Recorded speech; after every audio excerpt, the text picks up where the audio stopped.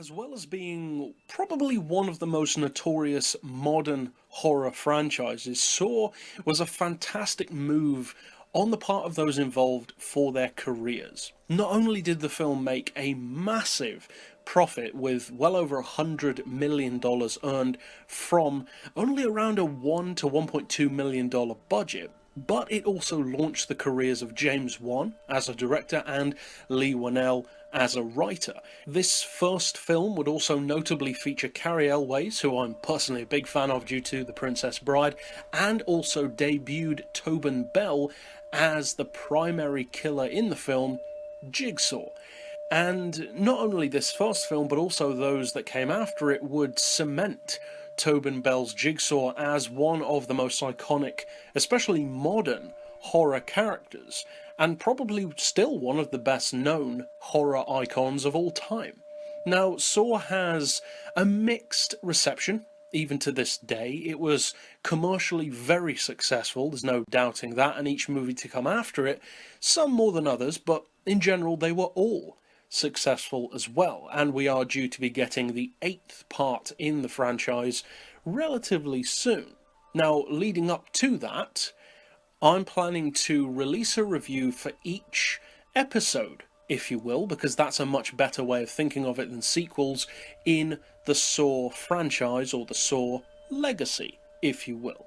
Now, Saw as an overall franchise is mixed with most people. It has a certain reputation, especially among non-hardcore horror fans, of being just pure gore porn, or a gorno, many people would say, and is a film that is tasteless, has no real depth or purpose beyond just seeing people get hurt. That's quite simply not the case, and I must admit, before I'd actually gone through each of the movies, I probably would have said the same thing. But now, having watched them, not only do I feel that that is a wrong assessment of the series, but I would actually say that Saw is one of my favourite horror franchises. Not just modern, but including older ones as well. I'm actually a big fan of the entire series. Now, that being said, I don't love every movie, and we will of course get more into that as we run through each movie in the series. Now, if you count Saw, the 2004 film, which we're discussing here, as the original, technically it isn't. In 2003, they released a short film, only around 10 minutes long, with around a $2,000 budget, to propose the idea to backers. Obviously that went well, and the first film became a reality. If you count that as the original film, then technically this is still Saw 1, but you could kind of say that that is Saw 0.5, if you will, or Saw 0. This, though, is known by most people as the first film, the 2004 original, and one of the most common things to be said about the Saw franchise by those who have seen at least one of them, if not more, is that they like the first film the most. And that's completely understandable, not just because it started the trend, but also because the first film in a franchise pretty much has the best chance of being the best of the franchise, because you tend to use most of your best ideas as soon as possible. Very few people will have the foresight and the confidence in their product to actually hold things back. Because what if it doesn't go well? What if the film doesn't make the kind of money to actually make a sequel? Well, that's one thing that I really like about those involved in the Saw series. They don't waste all of their ideas in 1 or 2 films. Now, some people don't like the fact that they spread it out across such a long series. And some of those same people may say that they think the films devolved more and more into just showcasing torture methods. And I can understand why you would say that. If you look up on YouTube gore or horror compilations, you will find plenty of compilations of various Saw traps. And if you watch just those compilations, you will probably have the impression that the film is nothing more than torture scenes.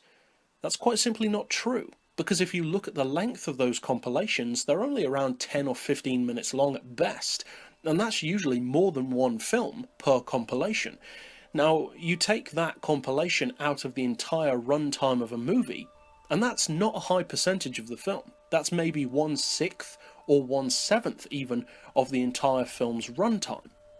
And the reality is that those people who dismiss the Saw series, whether they've seen it or not, as pure gore porn, are really losing out, because it's, in my opinion, some of the cleverest writing in modern horror. Now, many people will disagree with that, but what I have to say to those people is you didn't watch and think about the films properly. Because they're not deep, they're not trying to be deep, they're not metaphorical, they are what they are. But what they are is actually much closer to a crime thriller series than a gore porn series. They happen to be crime thrillers that involve much more graphic deaths. That's basically why it has the reputation that it does, in a very similar way to films like The Human Centipede and Tusk, movies which have a far worse reputation than the actual reality of what they are. They don't get really any more intense than the idea of the film, and that's something which I'm not the first to say. Horrible Reviews, here on YouTube as well, has a similar opinion, and one which I totally agree with. Tusk in particular, I would say, is far more of a comedy than people would think. People hear the concept of the film and get turned off by it, but it really isn't anywhere near as intense as you are probably imagining it as being. I would say likewise with Saw, not just the first film, but all of the ones in the franchise. Now, moving specifically to this first film, there are some ways in which I like the first film, perhaps more than the others, but there are definitely ways in which I don't. Now, Saw 1 is not my favourite of the franchise. My personal favourite Saw movie would have to be the second one, followed by number 4, and then somewhere down the line would come this film. That being said, I don't dislike this first movie. And to be totally clear and honest about my opinion of the entire franchise, I would say that to really appreciate just why Saw is so much better than people think, you have to forget what people have told you. You have to forget what preconceived notions you have about what the series is going to be, and you just have to follow the story and enjoy it. Don't overthink it, because especially in the later films, obviously things get a little too complex, but people who complain about that type of thing, to me, are hypocrites, because there are plenty of movies that are totally unbelievable that people don't have a problem with, so they just choose to have a problem with Saw because they want to have a problem with it. I don't like that. That's hypocritical. You watch movies involving the Hulk killing aliens and it's fine. You watch a series about a serial killer who happens to be good at making traps, and that's far too unrealistic. Really? Really? Come on now. Now, as far as this first film goes, there are certainly ways in which you can tell that the quality isn't quite as good, especially visually, as the sequels, from the second film in particular onwards. Not just later on, but immediately after the first film, the quality notably improves. Not that the quality in the first film is bad, it's just lower, and notably lower, I would say. Now, as far as the story or the plot, of course without spoiling anything, the plot, roughly, of the original Saw film is that there are two guys who wake up in a room and they are shackled. And basically they're there for a reason, they have to figure out why, they have to work together, and they have to be willing, to more or a lesser degree, to be open, honest, and at least to some degree be willing to sacrifice themselves to potentially save themselves or save others as well. And overall, I would say that there are two things to bear in mind more than all else about the Saw franchise as a whole. One is that you should not go into these movies expecting a gore fest, because that is not what it's about. The main thing that you should be thinking of these movies as is a crime thriller, because that is what these films are at their core. The gore, the blood, everything on top is just an addition. It's the trimming on the turkey. The turkey itself has always been, with the Saw franchise, a crime thriller about a serial killer, just like plenty of other movies. The second thing that you need to remember, and this really is essential, I would say, is that you need to watch them in order, and you need to watch them all. If you watch one Saw film, especially if it's out of order, say you just watch the fourth film or the fifth or whatever, then you just won't appreciate why they are so, in my opinion at least, clever. They're films which really do self-reference, tie in plot points, answer questions, raise new ones with every new film, People get annoyed, from what I've seen in reviews, about twists and turns, sometimes less believable ones. Come on, again, there is suspension of disbelief, and in the Saw franchise, the suspension of disbelief that you have to have isn't that high compared to many other films. Some of the things that happen later on, not in this movie but in other ones, of course they get more complex, but so do plenty of other films that people don't complain about, and they aren't necessarily better films. People just choose not to complain about them or to ignore those faults completely. But what then about our individual scores?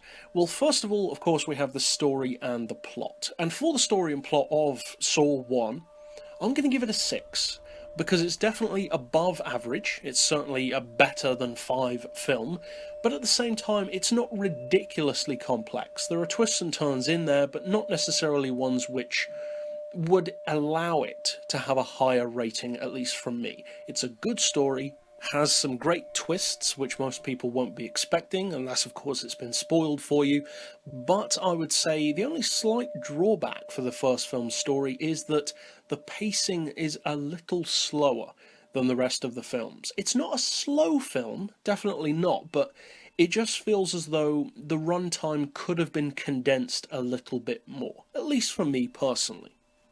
Next up though we have the characters and their motivations, and again for that I'm actually going to give Saw a 6 again, because the characters in this particular movie I personally don't like as much as those in the later films. One of the primary characters is played by the writer of the film, and although he's not bad, I just don't find him that interesting a character. Cary Elwes is relatively easy to root for because you've seen him in other films before. He's an interesting guy in whatever role he's playing, and he's easy to root for because he's just a funny guy in most films that he's in. Other characters such as Jigsaw himself and various other characters in the film are fine to follow, but not necessarily the most likeable people. So overall, they're definitely not bad characters by any means. I just personally feel that characters in the following films were a little better and a little more likeable. Next up, as far as the visuals and the effects, well, the special effects are great, of course. They are through the entire Saw franchise. They're mostly practical, if not all practical, as far as I'm aware, and they look fantastic. But the overall look of the film, as I mentioned earlier, has a slightly lower feel of quality than the films to come after it, and as such I can't rate the visuals as highly. So overall I'm going to give it a 7 out of 10 for the overall look in particular, but also taking into account those great special effects. Plus, in the first movie you don't get quite as many special effects, not just gore, but effects in general, as the sequels. And that brings us now to the audio, the soundtrack, the music, etc. of the film. And I'm actually going to rate it slightly lower again than the other movies. And the reason why, incidentally I'm giving it a 5 out of 10, but the reason why is because it does the job that it needed to do. Again, as I mentioned with the visuals and also earlier on, you can tell that this film had a stricter budget and just a slightly lower quality than the films to come after it, visually and audio speaking. And for me personally, it just wouldn't be fair to rate it higher due to that. It doesn't look bad or sound bad by any means. The music is still iconic, the sound design in general is still good, but it's just not quite as polished as the films to come after. Some people may prefer that slightly grittier feel. Personally, I don't in this case. And finally, for, of course, the most subjective, to me personally, the entertainment and rewatchability factor, I'm going to give Saw 1 a 6. Because for me personally, as I mentioned earlier on, it's not my favourite of the franchise. It's probably my 3rd or 4th. But I did enjoy the film. I watched it twice. The pacing, I think, is the main thing for me that just makes it a little less rewatchable. And as I've mentioned before a couple of times on the channel, the problem with mystery films is that once you know the answer to the mystery, it can sometimes hurt the rewatchability. And with the other films in the franchise, you come to expect big twists, so it doesn't affect it that much. Whereas with the first film, for me at least, the combination of slightly off pacing, with more of a mystery feel than the rest of the films after it, just slightly lowers the rewatchability factor just a little bit. And although I'm giving it a 6, it's not the only one in the series which I'm giving that score to, so I'm not hitting on this film too hard. And overall, that means that as a tabulation of all of our 5 categories put together, I'm giving Saw 1 a pretty decent 3 out of 5. Now, incidentally, that is the lowest score that I'm giving to any Saw film. And primarily, you have to remember that this isn't just about whether or not I liked the film. Because with this movie, as with any film that I review, I try to keep only 20% of my review based on my personal preference, and that is the final category of the 5. I try to keep all 4 of the other categories as clinical as possible, looking at it purely from a filmmaking point of view rather than what I personally prefer. Of course that creeps in, but as such, that does mean that some films which I may not like as much may still get a higher score because they were made better. And I would say that that is, at least to some degree, the case with Saw 1. Were this film made with the same quality of finish, look, sound, etc. as the sequels, then it would definitely score higher. But as it is, that didn't happen. Of course it didn't. It was the first film, and as such, it still scores a perfectly respectable 3. So overall, I would definitely recommend checking out not just the first film, but all of the Saw movies, and I mean all of them, because all of them tell you important things, tie-ins, etc. to films before and after them. So overall, that's it for this particular review. I'll see you guys next time, and as always, thanks for watching.